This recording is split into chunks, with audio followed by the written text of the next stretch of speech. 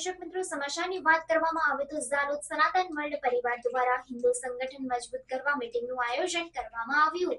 દાહોદ જિલ્લા સનાતન વર્લ્ડ પરિવાર સતત હિન્દુ સંગઠનને મજબૂત બનાવવા વિવિધ કામગીરી કરી રહેલ છે. હાલમાં જ સનાતન વર્લ્ડ પરિવારના મધ્ય ગુજરાતના ધર્માધ્યક્ષ તરીકે દાહોદના જગદીશ દાસજી મહારાજની સંગઠન તરીકે નિમણૂક કરવામાં આવી હતી, જેથી દરેક હિન્દુ ઉત્સવ તેમજ પ્રોગ્રામો ખૂબ ધામધૂમથી ઉજવી શકાય તેમજ હિન્દુ સંગઠનો અને હિન્દુ ધર્મ વિરુદ્ધ થતી પ્રવૃત્તિઓને ડામી શકાય. સનાતન વર્લ્ડ પરિવાર દ્વારા હિન્દુ પરિવારોનો મુખ્ય આશય જે વિવિધ સંપ્રદાયમાં વહેંચાયેલો છે તે હિન્દુ તરીકે ઓળખ ઊભી કરી એક બની મજબૂત બને અને હિન્દુ હિત અને હિન્દુ સંગઠનને મજબૂત બને અને હિન્દુ હિતના કાર્યો કરે તે છે.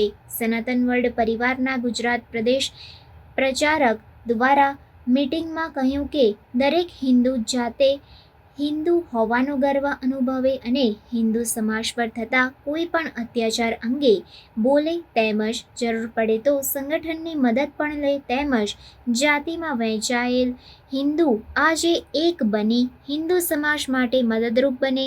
આજની આ મીટિંગમાં ઝાલોદ નગરમાં સનાતન વર્લ્ડ પરિવારના વિવિધ પદાધિકારીઓની નિમણૂક કરવામાં આવી હતી.